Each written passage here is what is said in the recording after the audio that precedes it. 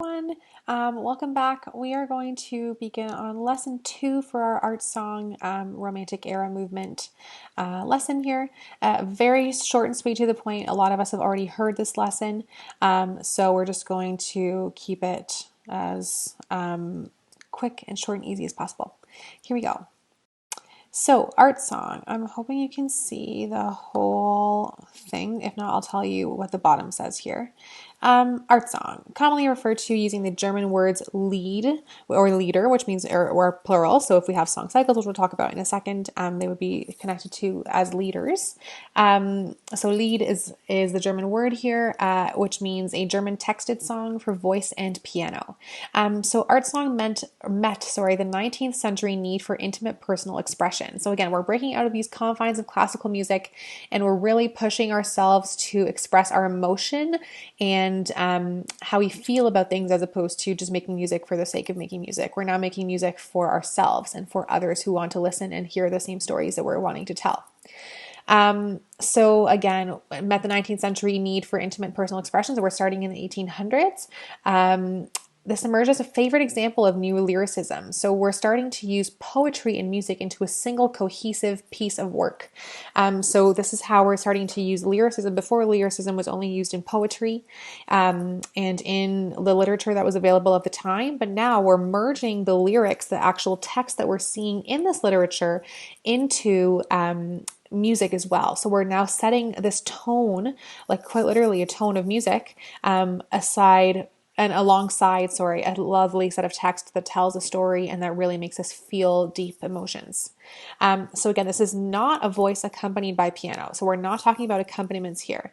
In an art song, the piano and the voice work together as one. So it's not two separate entities. So the voice is not the hierarchy and the piano is sort of underneath it. They both have equal melody that they're playing and equal importance in this art song. It wouldn't be considered art song or a full performance had the performer or the pianist and the performer not been on equal playing ground. Okay? Wonderful. Okay, so art song continued. Some romantic masters of the art song, or Lied, were Franz Schubert, who we can see here in this first picture, Robert Schumann, who's in the second photo, Johannes Brahms, Fanny Mendelssohn, who's a woman, not Friedrich Mendelssohn, Fanny Mendelssohn, Clara Schumann, who we talked about last lecture. She's at the very end there where we talk about women in music. And then Hugo Wolf is this third photo here. The Lied depended on the increased popularity of romantic poetry. Johann Goethe, who we know wrote Elysium, wrote Beethoven's that poem at the end there of the Ninth Symphony and the Fourth Movement, and Heinrich Heine were the two leading figures in poetry. They made the poem into a powerful artistic medium capable of expressing extreme emotion. So we're now, again, really pulling on the heartstrings with poetry, and now we're adding music to it as well to pull even more and more senses than just visually. We're now looking to pull on the heartstrings auditorially as well. Texts of the Lied ranged from tender sentiment to dramatic balladry. So you could be talking about, a long lost love, and you're just tenderly touching on that topic, to something being very dramatic, like, for example, O mio babino caro, which I might record for you guys and send it later, is a very dramatic ballad of a woman who's saying that, or she's begging her father to marry this man who's of a lower social class than they are, and she says that if her father doesn't give her permission to marry him, then she's going to jump off a bridge. So again, very dramatic balladry. And so those songs, again, they're often shorter in length. However, they can depend as well, depending on the storyline and how we're listening to it, and how we want to interpret it in terms of their length as well. So again, you have that range from something that's kind of small and tender to this big dramatic story and this big dramatic ask that is being portrayed in the art song. Favorite themes of the text were, of course, love, longing, and the beauty of nature. So long lost lovers, love in general between two people who are able to be together, the beauty of nature. So we're now singing, I can show you pieces well later on, called Heidenröslein. It's about beautiful little tulips in the springtime. And so that's a big art song that's been made famous by Mozart, I think. Don't hold me to that. I will double check. And it's a good art song. It was a first introduction to an art song. You can see the classical remains of it as well. But we're talking now about the beauty of nature and how gorgeous this tulip is. in a 3-minute song. So, as we keep going, the emergence of the piano made this an even more popular music form because, again, now we've got two celebrity superstars performing on the same playing field, the same platform. Some composers wrote groups of lieder that were unified by a narrative thread or descriptive theme. These were called song cycles. So if you remember Widmung from last year's exam, that's actually part of the Myrten song cycle. And so all of those song cycles, I believe there are 5 in that cycle, all of them have these beautiful themes of love and longing that are connected together through the text in all 5. I think Widmung is the last of the songs in the song cycle there. Awesome, let's keep going. So there are 3 types of art song. We've talked a little bit about this already, so I'm just going to move my little head around here.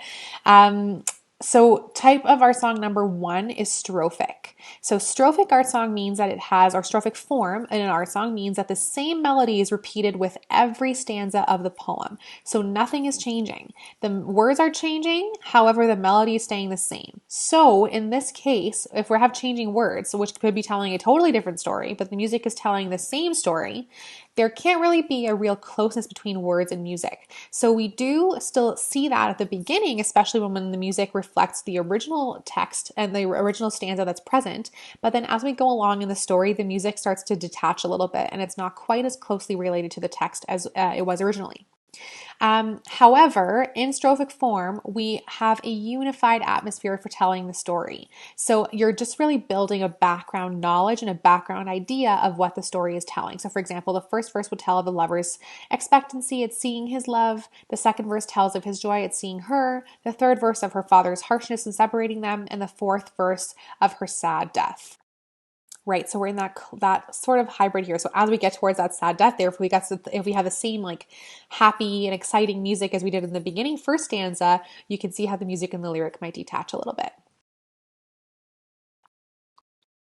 The second type of art song that we have here is throughcomposed. So throughcomposed is the exact opposite of strophic. So if strophic music or strophic form had every stanza being represented with the exact same music underneath, or as an equal in the piano.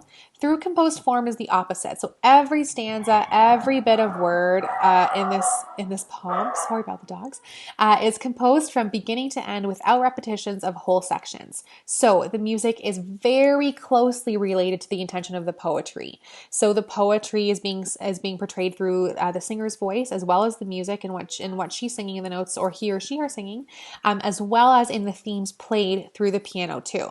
So every stanza would have different kind of musics, would have different dynamics, different major and minor tonalities, different chord qualities and progressions, depending on what the storyline asked for.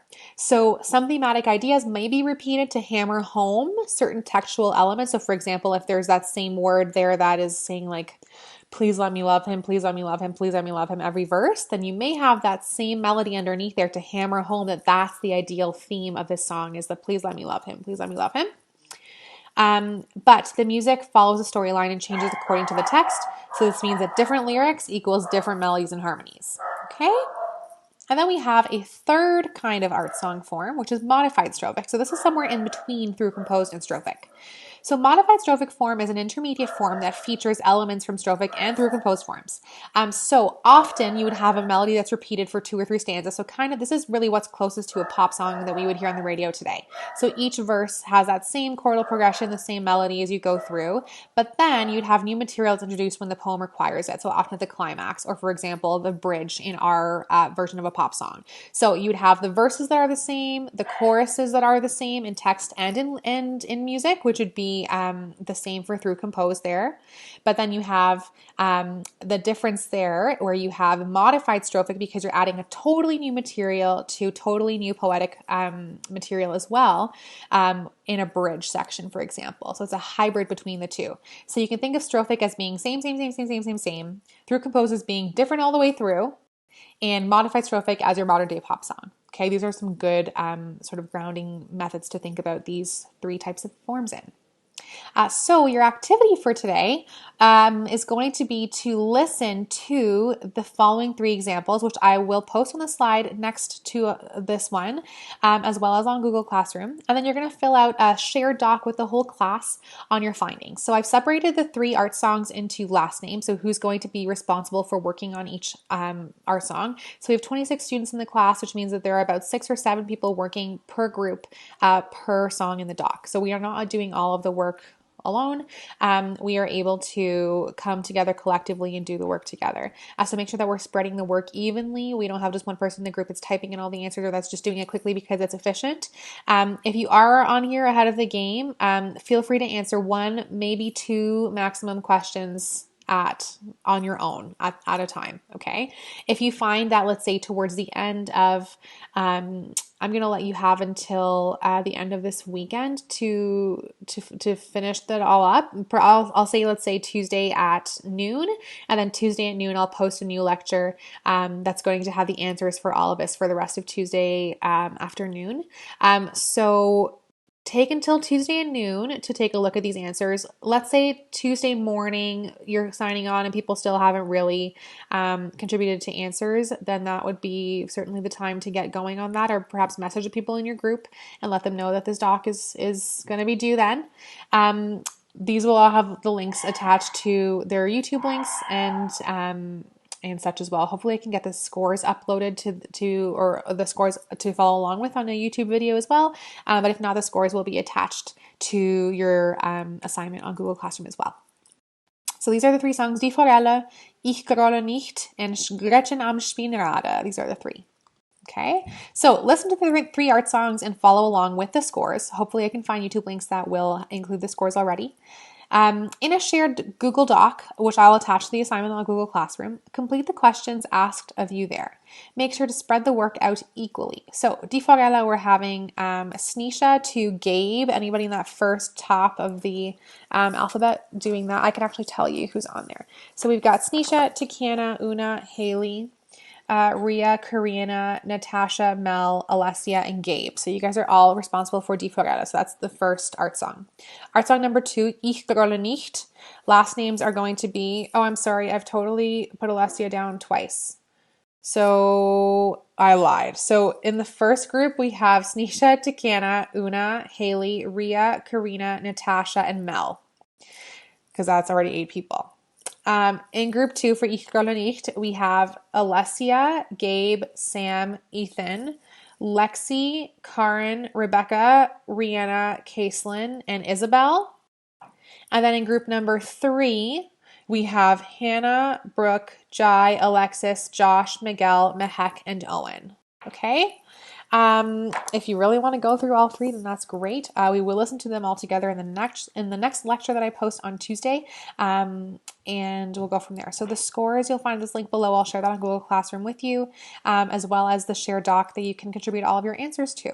Wonderful. And then on Tuesday, you'll find the answers that I will post up for you, and then some listening examples as we go along as well.